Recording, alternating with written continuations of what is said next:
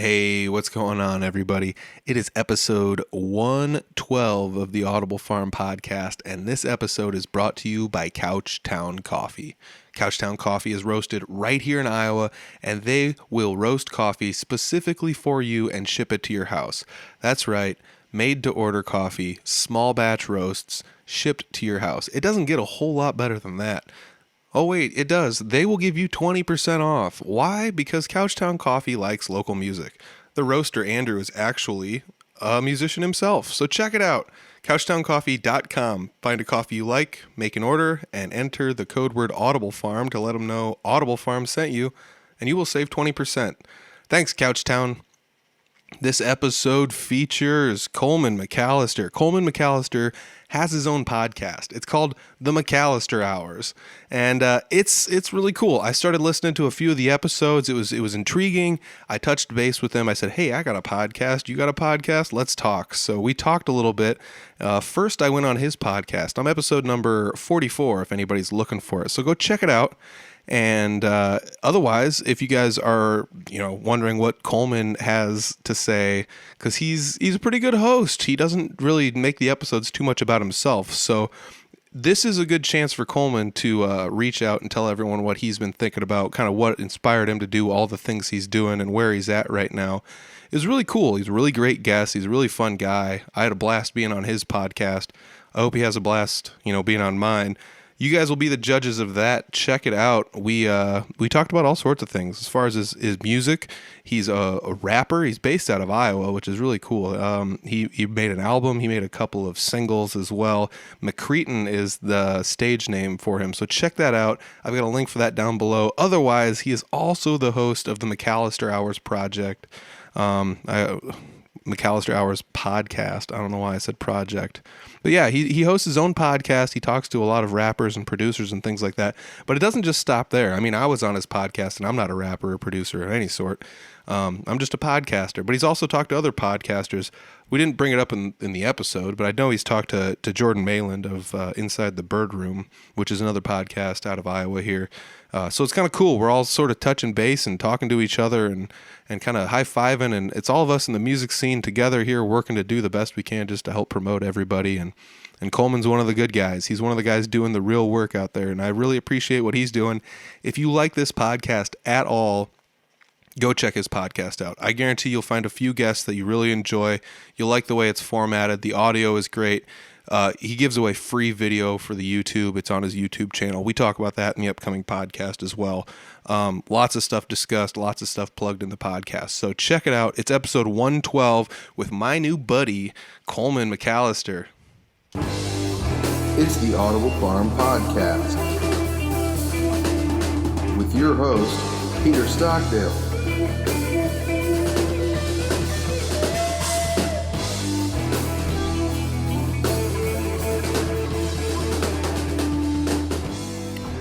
Today, I'm sitting down with Coleman Mcallister. I found out about you on the internet because you have a podcast, and come to find out you're much more than a podcaster. The two of us spent a little time on your podcast discussing some stuff, and I found out, you're a musician, you're a podcaster, and even though those two things are very similar between us, that's pretty much where the similarities end. Yeah, it's very true. Yeah. So let's start it out with the music, because that was something that was really cool. I came in knowing you as a podcaster, and then you were like, "I'm also a musician." I'm like, "What?" And it kind of blew me away. So the music is McCretin. That's your artist title or your handle. I guess, what would you call that? Your mononym. Rapper name or stage name. There you go. Stage name works great. So I found it on Spotify. I'm sure you can find it just about anywhere else online. Mm-hmm. So, yeah. Yep. Any platform. Awesome. And you got an album out as well as a couple singles from what I saw. Mm-hmm. Yep. So let's start this. What kind of got you inspired to be a rapper, or something along those lines? I've always had a love for rap. It's kind of interesting growing up. My parents hated hip hop. Okay. It was banned in my house. And when I was a kid, my neighbor, he really enjoyed the Black Eyed Peas and Outkast. A couple of artists kind of in that day and age. So I kind of got my exposure through that. It was kind of a rebellious process through there. I really got into Eminem.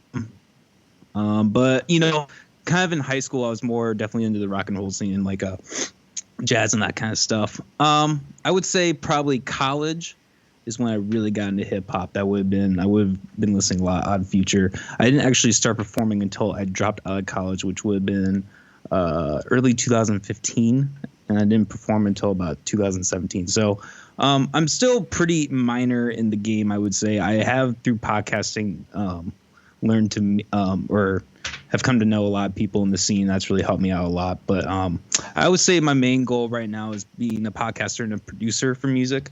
I think especially my art or my music, that's where my strengths lie. So. Oh, cool. That's that actually kind of covers something. I was going to ask you a little bit later, like how does the performing kind of stuff go? But let's touch back on I also like, you grow up and you like Eminem, and I don't know if it's a rebellious thing or if it's something where like, I don't want to throw race into it, but it's like, oh, there's a white guy doing this thing that white guys don't normally do, but he was offensive. And I feel like a lot of everybody's angst as a youngster, like just came out in him, and, it was stuff that like a lot of us, felt. And I don't know whether or not he's doing that on purpose or whether or not it's just still how he feels as an adult. But I feel like it translated really well to how a lot of us felt kind of growing up. Yeah, I think a lot of it was tuning into angst, growing up poor. And I think a lot of it had, was that shock value. I think, touching upon, being white in the rap industry, I think that has changed quite a bit in the last 10 years. And that's something that's really been nice to see. Artists like Mac Miller, they're being considered he's definitely considered one of the GOATs. I think he's one of my top 3 for sure. So yeah, I think that's definitely something that's changing. Yeah, I mean, it's always been a thing where like every race has kind of enjoyed hip hop. Everyone's going to remember the 80s when they started mashing like metal and hip hop together and a lot of things. And they just started like pushing hip hop into everything because it was the mainstream. And I also like looking back at some of those. I'm like a nostalgic kind of guy. So I'll go online and look up like old Yo MTV Raps videos and stuff like that. And it's like, this stuff is so cool. I wish this was still a thing, but MTV kind of sucks nowadays, I guess. So. Yeah, it's not even the music television anymore. It's all reality TV. Yeah, exactly. I mean, nothing to do with music at all anymore. How did you end up like getting, started in music? Did you play instruments growing up, like, in the band, or did you play piano or anything like that, or? So my main instrument that I got into was guitar. That would have been when I was 8, probably around. I got really serious into it probably 4 years later. I was in pep band. I was in jazz band. I've kind of taken a hiatus on it the last couple of years. I'm not going to lie, just because I've been focusing more on hip hop. But that was a huge branch into me, getting into, band and music and that kind of stuff. That was definitely a huge jumping off point. The bands I listened to specifically would have been AC/DC, Led Zeppelin, Floyd. Their kind of musical style really did a lot in inspiring me in that. So yeah, that's pretty cool, man. I mean, that seems to be what a lot of people really enjoy as far as playing guitar. You're talking about how you were in the jazz band and stuff. I mean, it makes me wonder, like, if I was like that talented to go to like be in a jazz band and stuff like that, like even in high school, like I definitely probably would have stuck with it. Like, it's just kind of weird. Did your like just passion for the guitar just kind of wane, or how did that go down? I don't know. I think a lot of it had to do with just bad experiences in high school and college. I say that I was in jazz, but those experiences were kind of short-lived just due to my relationship with the directors and the complexity of all, I think we might have talked about this in my podcast, but essentially they just give you piano music and they're like, figure it out. Mm-hmm. So that was a lot of pressure. I think when you go through those experiences, when you're kind of on your own, you kind of resent, wanting to do that a little bit. And also I just didn't really have the social skills or the outreach moving to a new city to really start a group or anything. So, and I always had a love for hip hop. So I kind of just went into that. That's pretty awesome. So that leads me to the question that I think if people are listening to this blindly and they're usually like musicians in, I guess I would call like the quote unquote traditional sense, what do you use for instruments? Do you sample like guitar stuff, or do you use a lot of like MIDI or keyboards, or what do you do for as far as making stuff like that. An example would be if you go listen to Coleman's album that he released, the intro is full of what sounds like organs and pianos and things of that nature. How'd you make that? That was through MIDI. I use Ableton Pro, or not Pro, I guess it's just the intro or Lite or whatever. But I use that for my album, and that they have a amazing array of MIDIs and instruments and virtual instruments and all that. So a lot of that album was made virtually, actually. I have done tracks where I've recorded some guitar, but not very much. I would say a lot of my stuff is virtual. Now, lately, the project that I have coming up, I'm doing a lot more sampling, which is actually me going to record stores, listening through records, slowing them down, speeding them up, getting different kinds of sounds out of it. So that's been a lot of fun. Kind of that Kanye sound, Yeah. kind of that style. So. Yeah, that's almost like an old school kind of thing to do, is to slow down the beats and speed up the beats. I remember the first time I tried to do that with actual turntables. I was like, this is harder than I ever thought it was going to be. Like it was something where you're like, you just set them and walk away, and then you're just like, look how cool I am. And it's not that easy. I mean, granted, it's a little easier with all the digital stuff now. I will say that. But it's still not easy to you can't just like set it and forget it and walk away, Yeah, no, it's a whole different skill set in itself. It's almost like a different music genre in a way. It takes, just like with learning any musical instrument, it takes years to get that skill of scratching and all that. Yeah, it's wild. I mean, that's something I didn't have the dedication to learn any of that. And I've always been interested with like hip hop music and rap and things like that, as far as like how they make their beats and the music and everything that's going on. You were talking about Ableton, the MIDI software that you were using. I've got a little launch key system that it's sitting in a box behind me. I bought one and I was like, I'm gonna learn how to do this, and I downloaded the software and was just like, I don't have time to figure this out, and then it's just sat in a box ever since, and that's unfortunate. So maybe you should help me set that thing up so I can try doing some stuff with it. But that's really cool. How did you figure all this out then? I gotta ask you that. Is it just guessing and testing your way through it, or did you have a buddy, or? You talking about like the music part or the audio hardware part, or what just do you mean exactly? Just linking it all together. I mean, like, how do you start? Do you just like get a MIDI controlled thing and some software, and you just start pushing keys and say, "Oh, this sounds pretty good together," or what is it? I mean, yeah, it's a lot of. Can I swear in here? Yeah, all you want. It's a lot of fucking around, to be honest. Just yeah. I mean, I guess I've used other programs in the past. I used FL Studio for a while. When I first started out, when I was like 12, I got this program, this really cheap program for my birthday or something. Acid Tools or something like that. Yep. Which is kind of funny, but yeah, that was kind of definitely the bridge to me doing that. So I kind of had some experience from that. And, kind of the thing with programs is it's a different interface, and it definitely takes a while to, learn how to put that all together and do that. But there's some similarity in all of them, I always feel like. Yeah. So, yeah, I guess it was a lot, like I said, it was a lot of fucking around, it was a lot of figuring it out. I did have, I believe it's 32 keys. It's the 2 octaves. And I have a little drum pad keyboard kind of deal. It was like $100. And then that came with the software. So that kind of got me going. Oh, that's cool. That's really cool.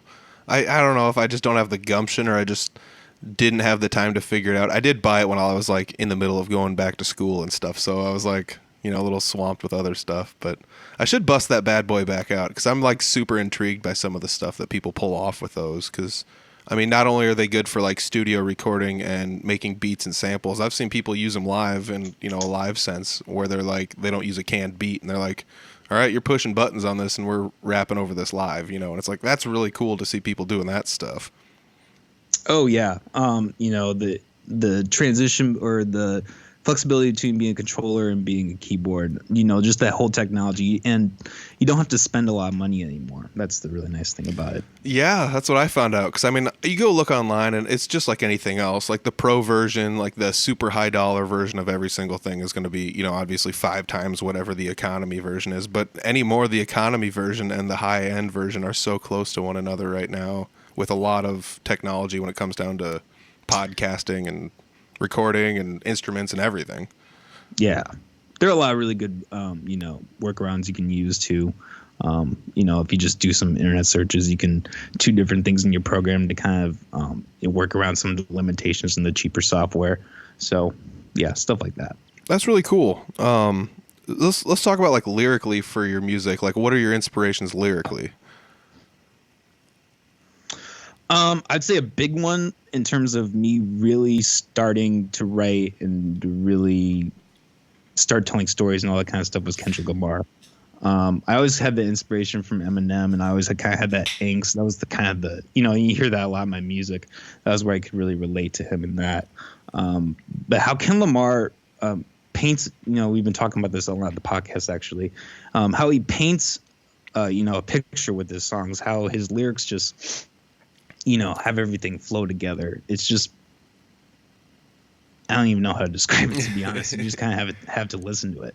But his kind of style, his ABA, or, how he'll do a song and you'll have 8 bars that'll end with the same word, but the first part of every bar is so articulate and has such depth to it that it all just flows in the synchronic way, and you're just bumping your head the whole time. That's just something that really inspired me, and I really have tried to emulate that in my music. Also, lately it's been a lot of, with this album, I feel like a lot of going back to the basics. I've been listening to a lot of Wu-Tang Clan, the really raw, really early shit, and really just thinking more about how I'm structuring my words, what I'm saying here, how this connects with what I'm saying down here, et cetera, et cetera, et cetera. I don't really do a lot of freestyle. I'm not very good at it. When I come up with the song, I usually just write it all down, like in one, almost, it's kind of weird. I'm kind of just in this weird, I don't know what to call it, bubble, cloud. And I just come up with 16 bars in a row usually, or 8 bars, or 16 bars in the chorus. I just kind of spit it all out. And then later I'll kind of like do drafts, and I'll go back and edit and that kind of stuff. So that's really awesome. Kind of how I do it. That's really cool. I've never really been confident enough to let me put it this way. In my musical sense, the part that I'm the least confident of would be anything I would write lyrically. Do you have any sort of, I guess, did you have to overcome anything when you thought about at first doing that? Was it like, oh, this is going to be difficult, or this is the first thing I ever turned into a rap song? Is it going to be any good, or should I even do this? Were you hesitant of it at all? Oh yes. Several points in my career, I have quit and come back. The rap game is so grueling and so awful. By far the easiest genre to get flack. I think a lot of that has to do with the vast array of it, how much different kinds of music it is, but also just the nature of it. It comes from, the streets, raw type shit. People aren't fucking around. They don't want to hear something that's shitty or low class. They want to hear something that's going to make them money. That's kind of where the roots of hip hop's come from. And that's not necessarily the game now, but that's kind of the precedent that's always set. When you make something that's really good and you show it to someone and they're like, it's all right. I don't really fuck with it, but it's all right. So you get that a lot. And even worse, you get people writing diss tracks about you. I've had that happen to me before. Weird stuff like that. So yeah, it's a really grueling game. There's a reason I do more podcasting than rapping these days.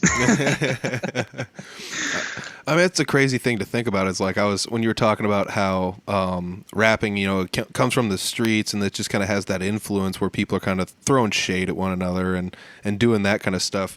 And you were talking about getting a diss track in there, and I was thinking to myself, you're right, I'm not sure there's really any other genres that are out there just like writing a whole song, or like, dedicating at least like 16 bars to like just crapping on someone else. Yep. It's almost though, a form of like no attention is bad attention kind of deal, where it's like, is that almost like them in some way or another actually saying they kind of like you, even though they're crapping all over you? Because I always think about that with like diss tracks, where it's like these two guys like probably don't actually like each other, but what they don't realize is they're like gaining a bunch of attention for one another by doing this, regardless of whether or not that's their intention.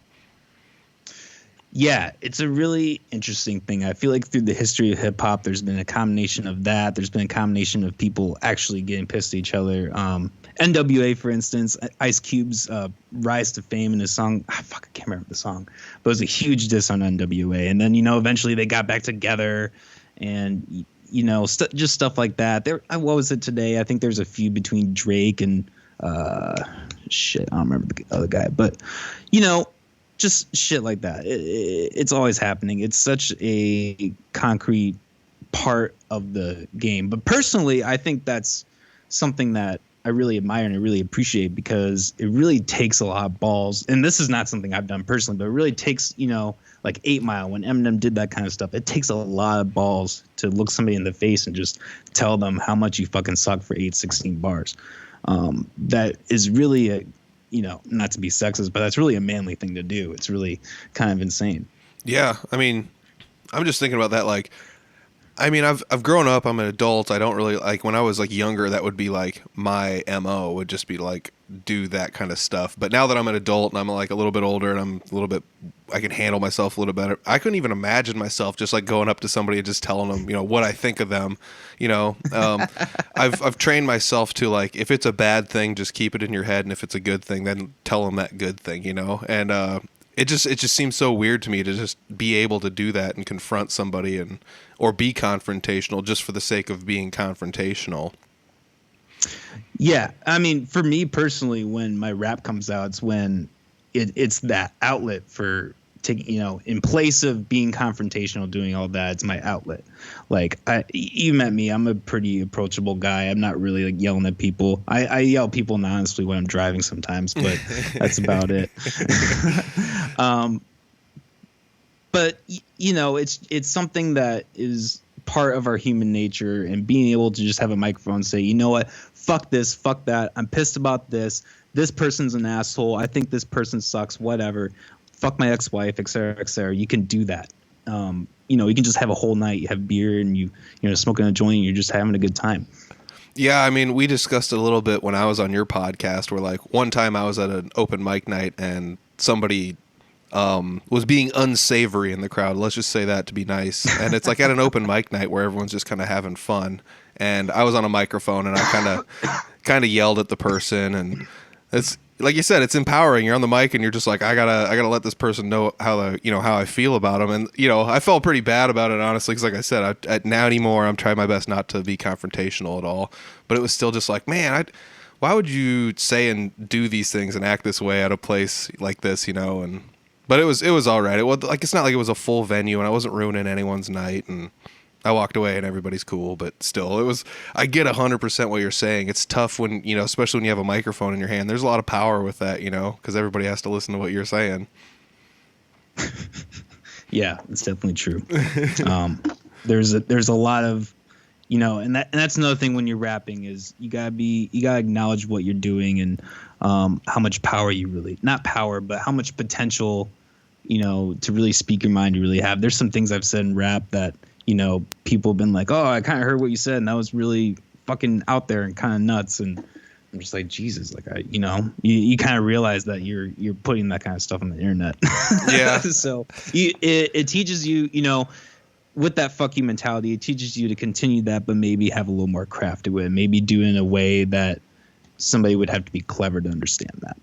Yeah, and I feel like that's where some of the wordsmithing comes in handy with rap, where like that's the reason I wouldn't write rap, because it would be so toned down and just so upfront and blatant, and it would have it would be all surface and nothing underneath, you know what I mean? Where like I feel like that's the real art with rap, is being able to say poignant things that I mean, I'll even introduce this in there. Like, rap is very involved in social circles as far as like what's going on in culturally nowadays. Is this relevant to whatever's going on in the culture? And you have to have the ability to wordsmith something out that might even fit into the current culture, or even like past culture. Like, that's something a lot of people don't ever give rappers credit for, is like the amount of stuff they drag out of the past and reference to that people are like, what? Like, I have no clue what this is, or like it's fun to hear rappers like even just say like, old presidents' names and things like that, or, it's just like, this is hilarious when it's like some dude,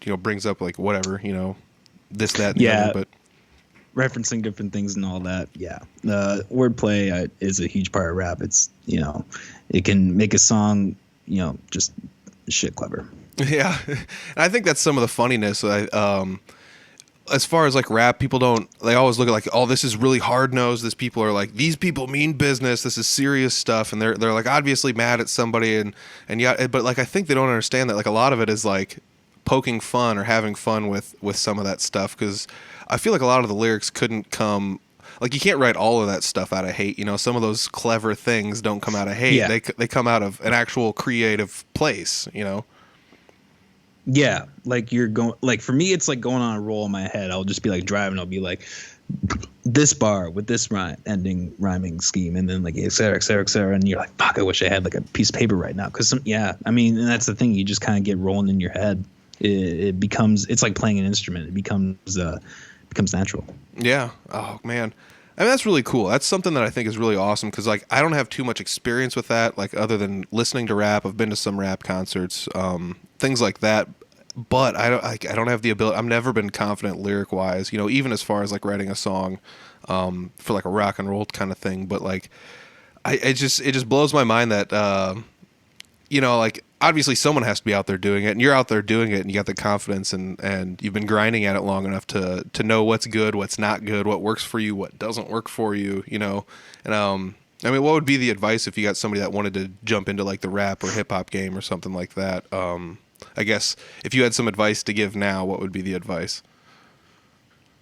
I got a really good piece of advice when I was really early into it.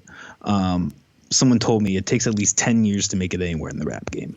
You have to work it for at least 10 years to even attempt to be able to make a dent in the scene as a whole, just because it's so vast and it's so complex. It's so competitive. It's really the thing right now. So what I recommend is patience and also stick to you. Be yourself. That's the most important thing. When I record people or when I have people come in the podcast and they try to be other people, it's so obvious. And then those people are not going to make it in the game. The people that make it are the people that are themselves and that have the perseverance to, continue to succeed. It's awesome. Yeah. I mean, that could be very good advice just for anybody in life at all, generally speaking.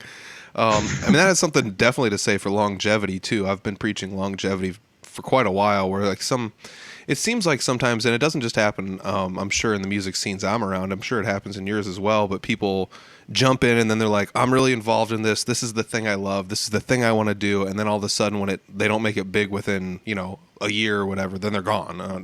Or the band breaks up, and then it's just a new band. And it's like, I get it, because from a business standpoint, you're actually trying probably what the correct way would be, like business-wise, would be like, here's this thing we created. Is it worth signing? No. Okay, here's this thing we created. Is it worth signing?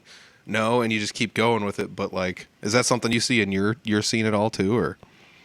Oh, the business aspect, definitely. That's a huge thing. There's a lot of, how do I say this? There's a lot of different kinds of circulating price figures and ranges. You come across some people that are trying to charge however much to do this, and it just seems ridiculous. You got to think and remember that you're in the Iowa scene. But yeah, and that's kind of also like a root of hip hop too, is there is money in hip hop. I won't say all of it's legal per se. I'm not going to, mention anything, but it's there. Money's definitely there. Yep. And it's always a factor in what's going on. Oh yeah, definitely. I mean, that's in every circle as well too. Some of it is like who you buddy up with and who they know and things like that.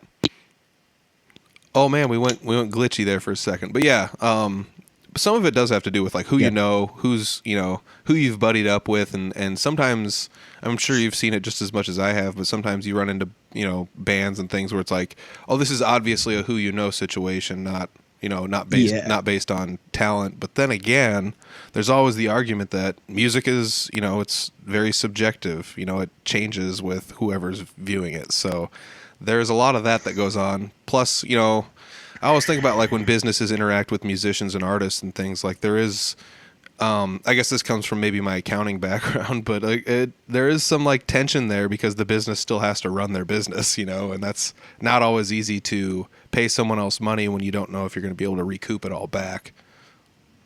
Yeah. Yeah, that's all very true. Also, the hip hop game is very dependent, or at least what I see in Iowa, it's very dependent on the social media hits, how many Ks you get. That's a very, that adds a lot of clout as well. And that's kind of discernible because, people can cheat that. So, I definitely see what you're saying. It's subjective. It's extremely subjective.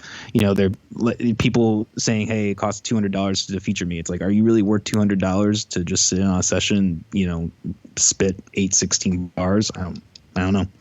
So yeah, I definitely agree with what you're saying. It's subjective. That's a rough one. I mean, the collaboration game, I guess, is one that rappers and hip hop and R&B and everything in that genre. You guys do a lot more of that than anybody else in any other genre. I mean, it's starting to be a thing that's happening with guitarists nowadays.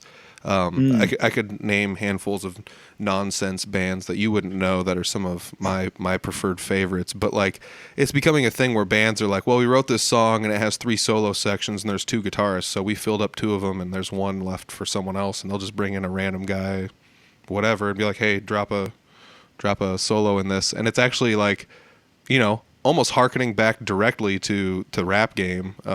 Because that's how they, do a lot of things, like collaborative wise. I always wondered how a lot of that works out. Are these guys buddies? Are they doing it all pro bono? Or is it one of those things that it's strictly just business decisions and they're, hiring people in to have it get done? In my experience, the people I've interacted with, it's really weird. They all happen to know each other.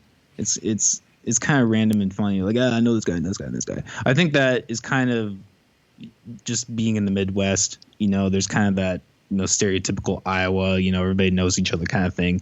And, that's true in media. I think a lot of that, I think also a lot of, what I was saying earlier, the social media, the clout, that definitely comes into it. But yeah, I would say a lot of it comes from, word to mouth, playing at local shows. Yeah, I will say, if you're trying to succeed in any kind of media, independent media in Des Moines, you really have to approach people.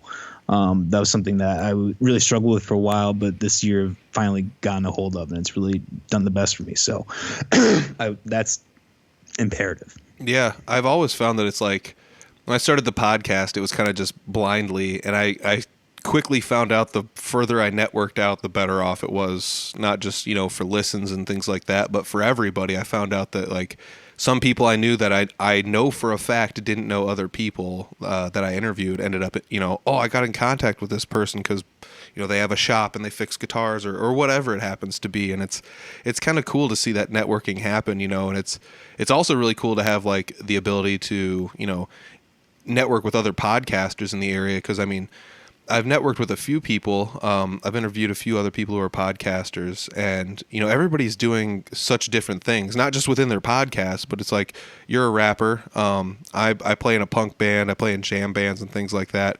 I've interviewed Mike Schulte from the Iowa Music Podcast. He's also in the Pork Tornadoes, and they've got YouTube videos with like 4 million views. And they're just literally just a cover band from Iowa, but they have like one of the most insane live shows you will ever see. It's worth checking out just to be like, whoa, this is nuts, just to see it. I mean, we're talking like they record video with drones and have professional light setups with LEDs and the whole 9 yards. I mean, it looks like WWE WrestleMania with them play. It's insane. But I mean, I've talked to all sorts of different musicians that are trained in all different ways. I mean, some people are trained classically as musicians. I mean, it's really kind of neat to see that we're all out there, doing different things for our different areas of the music industry. And almost none of us have stepped on each other's toes at all as far as like guest wise and things like that. Which kind of harkens back to all the different areas of music and how we are as people and who we interact with and how we network. And it's really kind of cool. I almost hope that somehow all of us can kind of like get together and people will start to find people across other podcasts and do the whole collaboration thing. Yeah, no, that's my dream. And I think that's one of the really unique things about the Midwest and Des Moines. I think we have a very unique music scene that is so based on community. LA, not to get political or anything, but LA right now, people are leaving. There is a lot of doubt in the future of these major cities. And I think in this time, especially, it's really important for people in local settings, wherever you are, not even, if you happen to be in another part of the U.S. listening to this, wherever you are, your community is everything. And, growing that community is what's so important. Bands like Nirvana coming from the middle of fucking nowhere in Washington, making it big, Slipknot, coming from Des Moines. Yeah.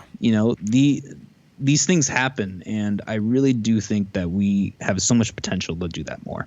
Yeah, definitely. I mean, I agree 100%. It is kind of crazy that like the bigger cities are slowly starting to be vacated for the small, I guess I would just call them the smaller big cities, So it's just going to be a repeat of the next one that everybody chooses to live in. But it is really crazy that that's like starting to be a thing, and like as far as community goes, like there is a lot of community involved in music, even regionally, as far as like your small area within the state. Like I know just from my experience, like there's the Des Moines scene, and there's the Cedar Rapids, Waterloo and Cedar Falls scene. There's also like the Iowa City scene. There's the Ottumwa scene, like the Fort Dodge area scene, and all those scenes kind of like interact with themselves for the most part, but sometimes you'll see them branching out and going into other scenes, and it's kind of cool because I'm sure you've seen some of this too, where like you've interacted with enough people now, and you start to be like, oh, I've talked to both of those people on the podcast, and they're doing something together now, or they're going to be on a show, or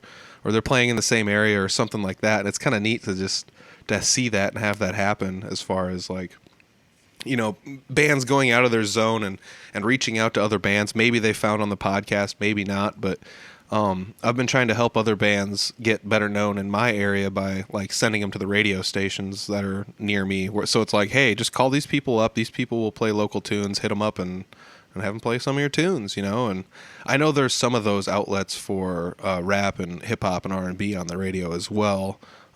Maybe even local type shows in Des Moines and things like that. Like I said, on the radio. Have you run into any of those as far as like looking for places or outlets for your music instead of just putting it online, trying to find like a radio to put it on, or is that something that rappers are not as interested in? Oh, like something like a different kind of platform, yeah. Or like no, I mean there's a lot of SoundCloud. A lot of people put stuff up, and a lot of rappers put stuff up on SoundCloud. I think everybody kind of knows that. Mm-hmm. YouTube, kind of just the basics. I don't really, as far as I know. There is DatPiff. That's kind of a fun one. A lot of, I guess it's kind of more major artists, but they post a lot of mixtapes that maybe are not really well known in the mainstream world. So that's kind of fun. But yeah, just kind of, I would say it's probably the same circuits usually. Back what you said though about how we connect people. I think that's what I really like that point, because that's what's so important about what we do. We're one of I feel like you and I and a couple other people are really one of the few people doing this kind of thing, doing this media and this networking. And you can be a musician all you want, but that next step is getting into that media platform and really getting yourself out in that other way. So what you do and what people like us do is really important in that as well. Yeah, definitely. I mean, like I said, there's no shortage. If you guys are wondering, like on the Audible Farm website, go to audiblefarm.com, scroll to the bottom, you'll find a link to Coleman's podcast. You'll find a link to radio shows. You'll find a link to other podcasts. I guarantee there's something there that you'll like from somebody that you will be soon to be one of your best friends. Because like I said, it's crazy that like the podcast thing is blown up, and I get it that like podcasts aren't that big, and I still try to promote it sometimes to people, and they're just like, a podcast, and it's like there's a billion of those, and it's like I get it, but some people, I've found that like on Thursdays it's wild, because I've had some people that will like message me at like 8:30 in the morning, and my podcast comes out at 7, and they'll be like, this week's episode was awesome. And it's like, what? Like, you've already listened to it? It's been out an hour? Like, that is so cool.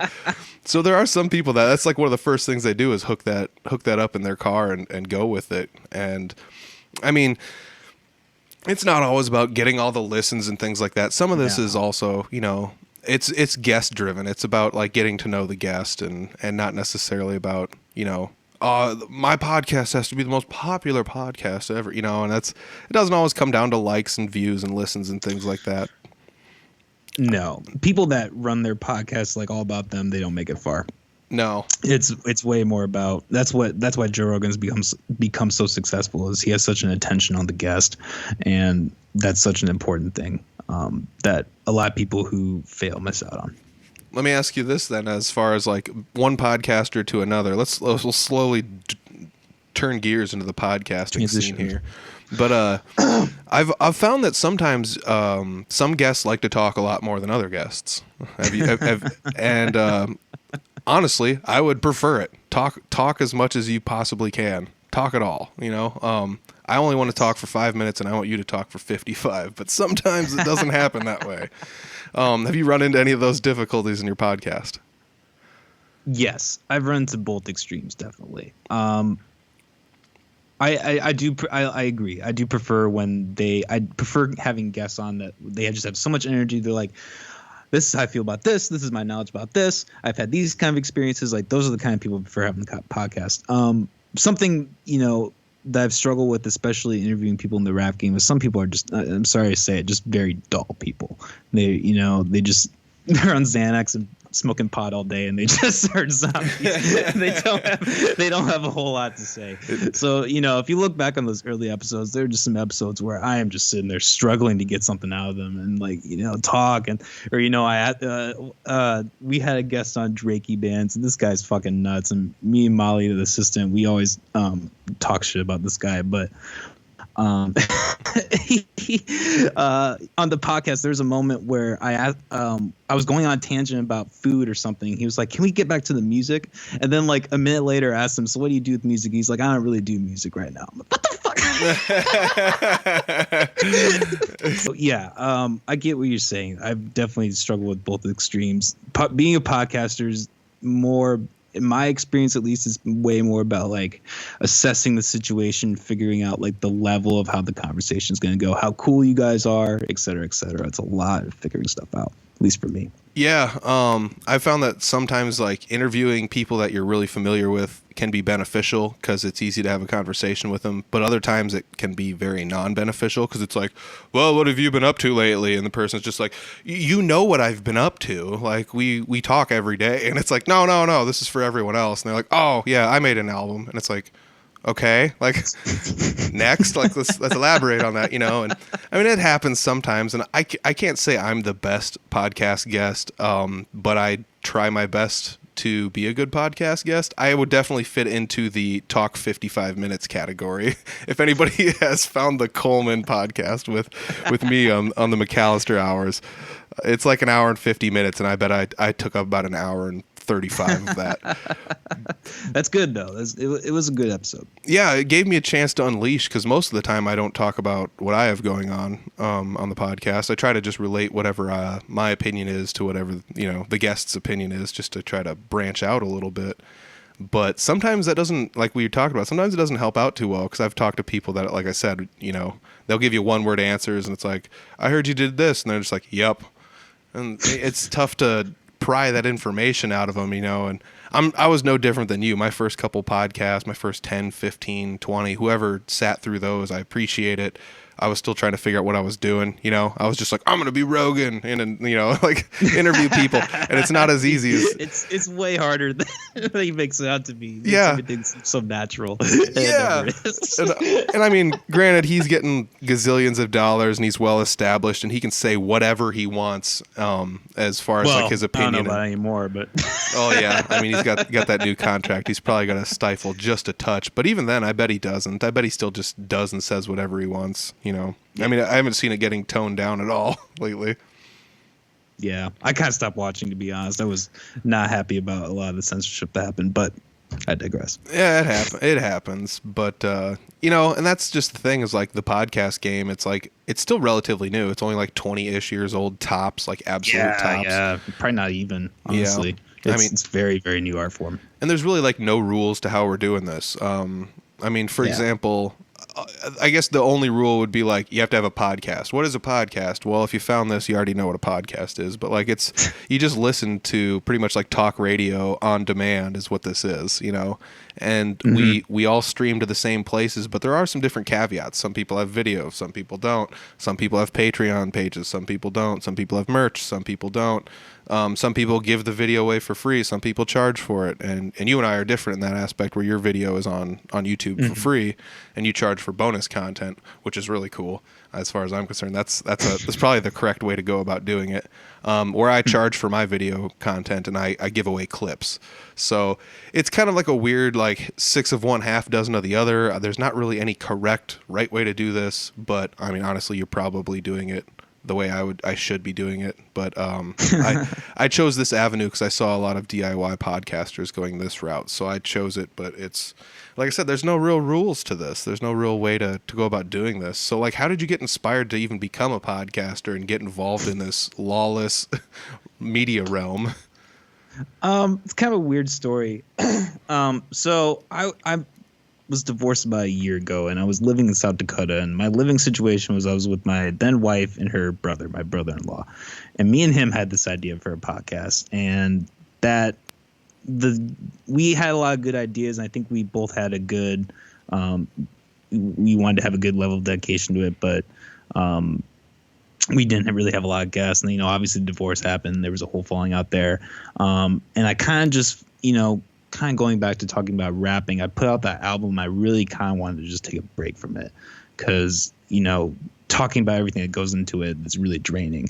And I really wanted to get away from that negative character that I portray in my music. So podcasting just kind of seemed like, I already kind of had, moving back here after the divorce, I kind of already had a footing in a lot of people that were involved in the scene. So, with like talking about with community, meet this person, knows this person, et cetera, et cetera, et cetera. So yeah, it kind of just all flowed together. I got into podcasts around that time. The thing I really love about podcasts is the ability for long form. And, I think one of the big problems of today is things being edited and cut together.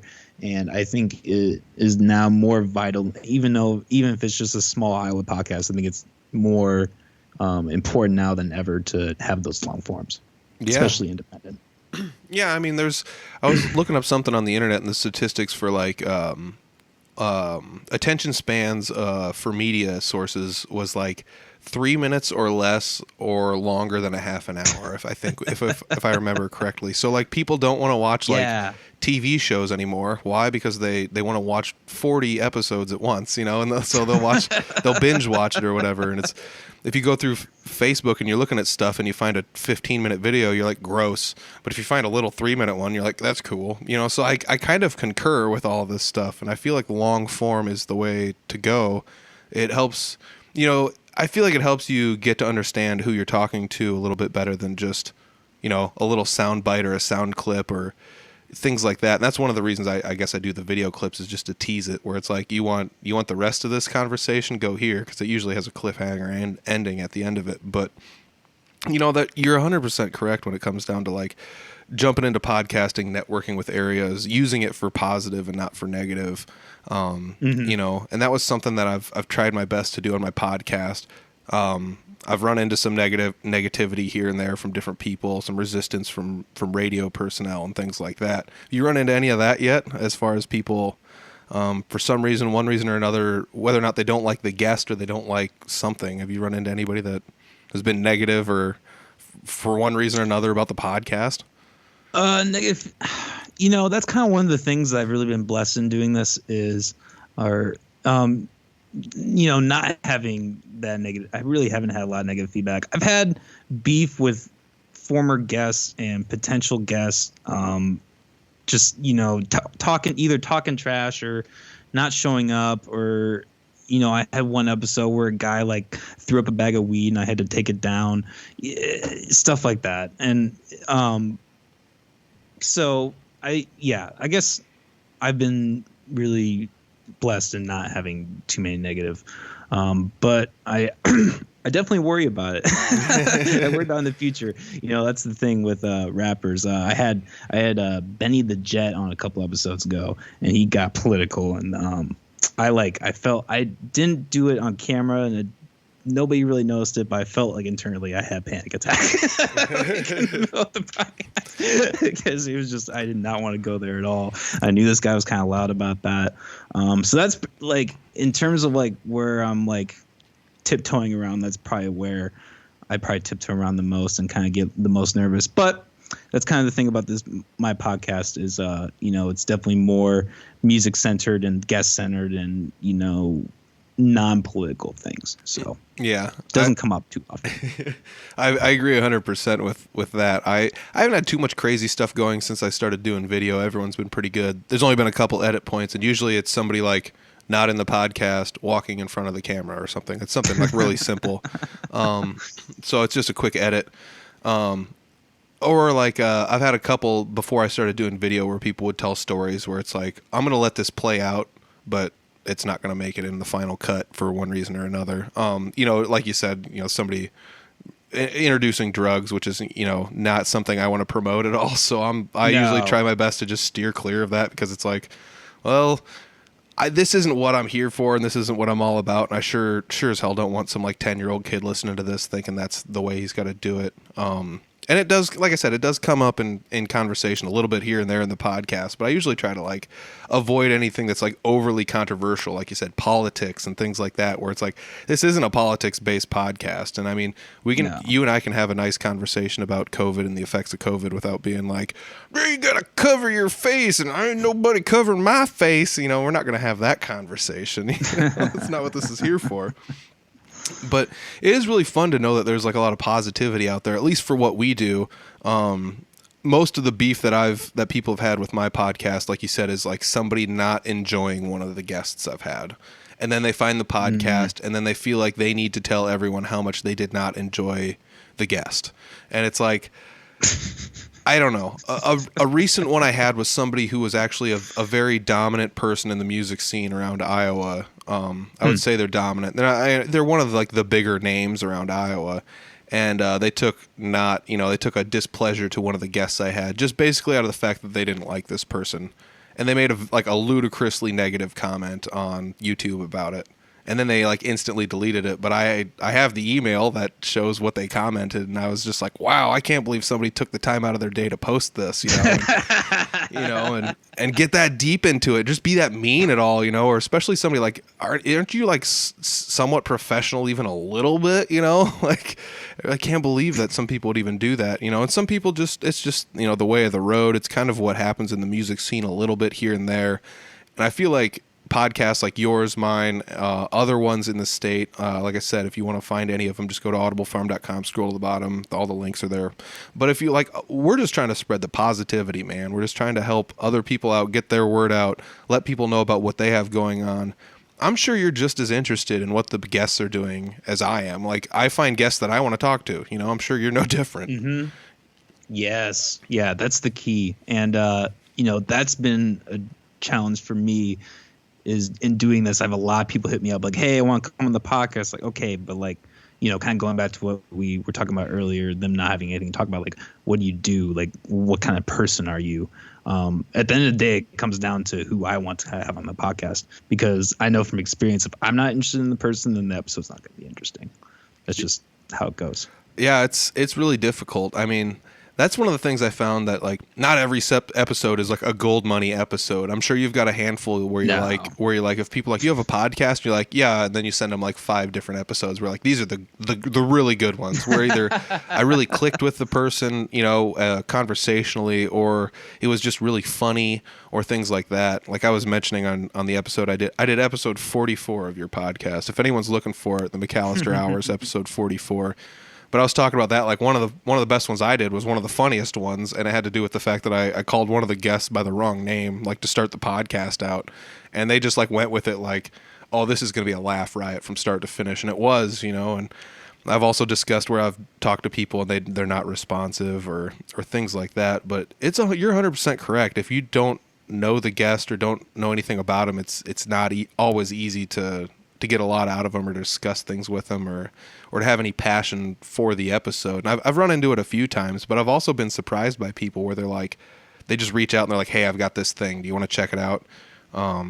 I mean, one of the first times that ever happened was like Kirk Bricker. He makes cigar box guitars, and he's like, I make these things. Check this out. And I was like, neat, swing over. We'll chat on the podcast. And he comes over, and he was like a super interesting dude, and it was like such a fun episode. And his cigar box guitars were so crazy, and I was just blown away the whole episode. Like, I can't believe you do this, dude. Have you ever had anybody on there that like really, really surprised you, where you thought you knew them? You're like, oh, I've got a pretty good handle on what this person does, and then when they get on the podcast, you're like, oh wow, this person is bigger than I thought they were, or does more than I thought they were, or is involved in more than I thought they were. The one I just had was very impressive. It was this Zane Hinkie is his name. He does like antique, kind of talking about like what you're building the cigar stuff. He takes antiques and he like builds new things out of them, and I just didn't realize how far expansive his business was, and how it's like a very supplementary part of his income, and just his whole process in entrepreneurship, and how young he is. He's only 22, and he's like he's like on the steps to like having his own business. That was very, very impressive. Other than that, I'd say Happy Snag, or otherwise House of Leopold. He's a good friend of mine, and he just has so much.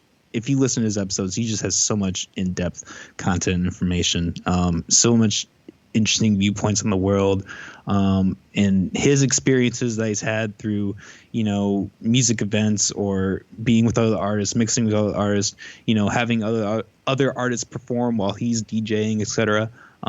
His stories are always a joy. So yeah, I guess I can't even really think of anyone. This whole process has been such a whirlwind. I feel like every guest I have, there's something interesting to, that they say. So yeah, I mean, it's really crazy because you're starting to climb up there near 50 episodes, and I just passed 100 not too long ago. So there's not too much room separating us, but like I'm sure you're seeing just as I am, where you're like looking back like, man, I've been doing this almost a year. And you're like, holy cow, it's been a while since I've talked to this person. I should almost have them back on or anything. Is your podcast going to be one where you do like duplications of guests, or are you just going to try and stick to one off of every guest? Or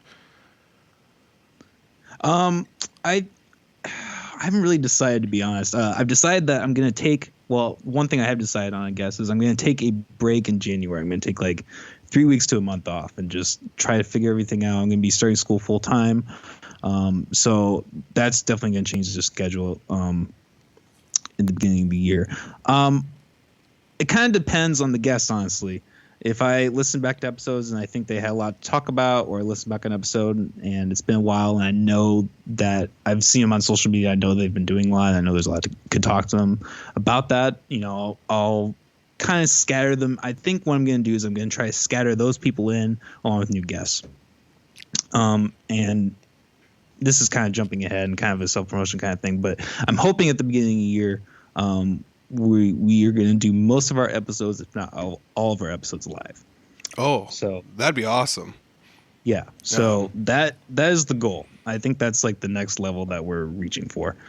So yeah, we got a lot of exciting things hopefully coming in 2021. That's really cool. And that's just comes to show you, like, you can learn something from every podcaster. I mean, I went and talked to other podcasters about how they had things set up, what they were doing. That's how I got the idea for using a portable setup to use when I go portable, instead of dragging an interface and a laptop and everything everywhere, And, I got some of the ideas for doing video stuff from you, as far as like getting at least a little bit better lighting, just things like that, where it was like, I can pull this off, I can do this, and it's, I think we all borrow a little bit from each other, and from some of our heroes in podcasting, I guess. It's not much different than music, though, really, though. You just kind of like, these are my strengths, this is how I can complement them, and then I can incorporate some of the stuff from my favorites, and whammo, here's my style. Yeah, I actually got to sit in on a music video recording session, like in an actual studio in Des Moines, about a month and a half ago, and that was a hell of an experience. So I guess my point being, if you're doing anything like this, all the experience you can get, the better. Talking to people that are doing different things, that is such an important aspect of learning and trying to make it, I feel like. Yeah, definitely. I mean, there's There's nothing really that's off limits when you have a podcast either, because it's just like, well, this is just a form of media. I mean, you do video, you do audio. You could very well have a WordPress or a blog of some sort, or have some sort of like digital magazine kind of thing that comes out. Or, I mean, it's very broad stroked area, and you can really kind of figure out how you fit into all these different areas, where it's like DSM TV, which was like a Des Moines TV internet company that like ran TV shows on Facebook and other places, and I guess their TV shows would be like, they had a studio and they'd bring bands in and things like that, and do live performances for those bands. That was especially during COVID. They're not quite as active now, but they're still active, and it was one of those things where I just thought about like some of the stuff they were doing. It's like, well, this is really cool that there's people out there doing this. I could do this to a lesser level, but I'm sure I could learn something from what they're doing, even though what they're doing is way more complex than what I would ever get involved in, Yeah. Yeah. All right, so we got about an hour in here. We discussed your music. If anybody wants to check that out, it's down below. I got links for that. We also discussed your podcast. The music is McCretin, rapper, based out of Iowa. Otherwise, we've got the McAllister Hours podcast with my guest this week, Coleman Mcallister. I've got links to both of those down below. Like I said before, the podcast is available, video versions, for free on YouTube, so check it out and subscribe. Hell yeah. I definitely subscribed. I'm gonna check out that interview you had with the entrepreneur recently, because that one sparked my interest when I saw it, and now that you talked about it, I'm going to listen to it after this. So I'm really stoked for that, man. Is there anything else you wanna plug in the podcast here before we take off? I'm gonna, like I said, I'll share most of your social media, but if you want to reiterate any of it, go ahead. Well, I'm not sure when you're airing this, but we're going to be doing actually a first live episode on Halloween. Oh, October cool. 31st. It'll come out before that. So, yeah, October 31st. Is that going to be on your YouTube channel where it's going to be live? Yep, it's going to be on YouTube. So I'm going to be spending this whole week trying to figure that out. And yeah, we're going to be doing an episode either whether it's a live episode Saturday or comes out the following Monday. We're going to be doing an episode every weekend until the end of the year. So, besides that, I really appreciate having me on. I haven't really gone on an episode like this before. You're doing a lot. Keep rocking. I really appreciate what you're doing. And it's great that I know you, man. Yeah. It's kind of one of those fun happenstance things that we ran into each other, but I think it'll benefit both of us and both of our audiences to get to know the other end of the music scene that we don't normally venture into. Yeah. And that's one of the things that you do that it makes me realize I really kind of need to get into that a little more. Every time you have rock bands on, or you watching your show, or I guess listening to your show, I've kind of discovered a lot of people in that scene too. So I feel like I have some catching up to do in that. Well, if there's anybody that's listening to this that has pertinent information they need to share with the rest of the podcasting world, and you've already done it on my podcast, hit up Coleman. Maybe he'll dig on having you as a guest. Hell yeah.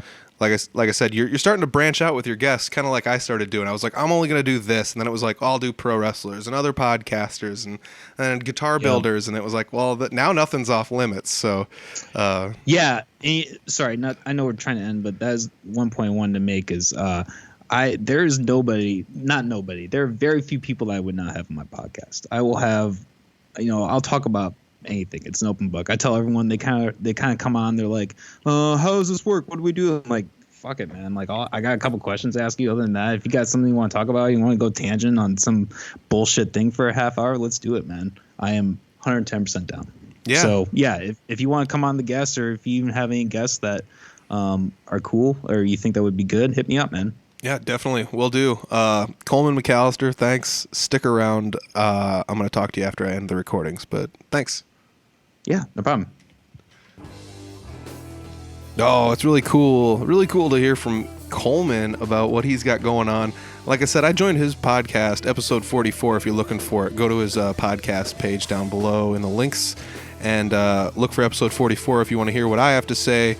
I ramble a lot in that episode, but it's really cool because, like I said, I didn't get to ask him too many questions about what he has going on in his podcast. However, now that he's on my podcast, I can ask him all the questions I want. So we got to learn a little bit about old Coleman in this episode. My esteemed colleague. That's right. I have a colleague. We have many colleagues. I'm a professional. No, I don't know. It's really cool to sit down and talk with Coleman about what he's got going on. He's one of the first, he is the first rapper I've had on the podcast. So it's really cool to have a rapper on the podcast. Still checking off first. It's 112 episodes in, and we're still having our first time with things like that. Coleman is not the first podcaster I've talked to. As a matter of fact, he's not even like the second or third or fourth or maybe even like the fifth podcaster I've talked to. But nevertheless, he's got a great podcast. Go check it out. The McAllister Hours. It's available anywhere you listen to podcasts. Where are you listening to this right now? Okay, now go listen to his, because it's available there. It's right there. Otherwise, just scroll down below. Links to it are in the description. Make sure you subscribe to the YouTube channel for those free videos. We discussed the difference between that and our marketing tactics in the episode where he gives full videos away for free on his YouTube channel. So go check that out. That's really awesome. Otherwise, if you guys are really interested in what he's got going on, there's behind the scenes footage and a whole bunch of other bonus content on his Patreon page. So check that out as well. It's really cool to, find somebody as supportive as Coleman. Him and I just kind of like randomly met on the internet and didn't know each other the first time we met. I had conversed very little, never in person, and this is only the second time the two of us have conversed at all, really. And it's really kind of cool to have somebody like that out there, like I said in the intro, doing the real work, helping people promote what they've got going on and taking interest in what other people got going on, and he gave some great advice in this episode, not just about being a musician, but just about being a person and growing up and you can apply that to all sorts of things in life, not just music, which I'm finding a lot of the advice people give as far as musician wise is not just musically related. It can translate into multiple areas of people's lives. So it's really cool to have him on here. Wise beyond his years. I don't know if he likes that promotion, but he is. He's a good guy. I really appreciate what he's doing with his podcast. Go check it out. Let him know Audible Farm sent you over there and make him smile for that. I hope everybody that found this episode and is just like, what the heck is the Audible Farm podcast? Well, check it out. You might be able to scroll back through and find some other people I've interviewed people from all across the state, pro wrestlers and podcasters and radio personalities and guitar builders and musicians and everyone else. So check it out. There's other stuff that Audible Farm does. We've got the Audible Farm shop. So go to shop.audiblefarm.com if you want one of the hoodies, the t-shirts, or the stickers. We've got stickers, hoodies, and t-shirts there. If you are interested in watching video versions of the Audible Farm podcast, clips are available on the YouTube channel. The full versions are available on our Patreon channel. That was the difference we discussed in our podcasts earlier in the episode. But the full versions of the video for my podcast are available on Patreon. So go to patreon.com/audiblefarm. It only costs $1 a month. That's all you got to do is $1 a month, and you can get all the video versions available there. I'm hoping to start releasing them a little bit earlier. I'm getting slightly ahead of schedule finally with my recording. It's like an accordion. Sometimes I'm a little ahead, sometimes a little behind, but I'm going to try and upload the episodes early there. So if you ever want to listen to the episodes before Thursdays, the Patreon page is the place to go do it. Like I said, I'm going to try my damnedest to get the episodes up there as early as possible. I'm shooting for Mondays to have the video versions available on Patreon, but give me a few weeks to transition into getting that done. I've got a handful of guests on the line for future episodes, and I'm really interested in hearing what they have to say. Some of them are musicians, some of them are not, some of them are big in the music game, some of them are not. It's going to be fun. I like hearing from all sorts of people. Like I said, in this episode, we heard from somebody in the rap game, and then you start to realize there are some parallels between the two, but there are also not some parallels between the two. So it's kind of interesting to see what the similarities and differences are between our different genres and the way the communities interact with one another, etc. So So it's really cool. Coleman, I got to say thanks if you're listening back to this at all. Really, really big thanks for being a great guest on the podcast this week. Really appreciate it. If you guys are looking for other stuff he's got going on, I'm going to say it one more time. Go check out his podcast, the McAllister Hours. Fun podcast, very well produced, video, audio, the whole 9 yards. So go check it out. He was talking in this episode about trying to do some live stuff. Maybe. That's cool. That's really cool. I don't know if I'm ever going to get to that point, but hats off to you, Coleman. You're doing great things. Keep it up, buddy.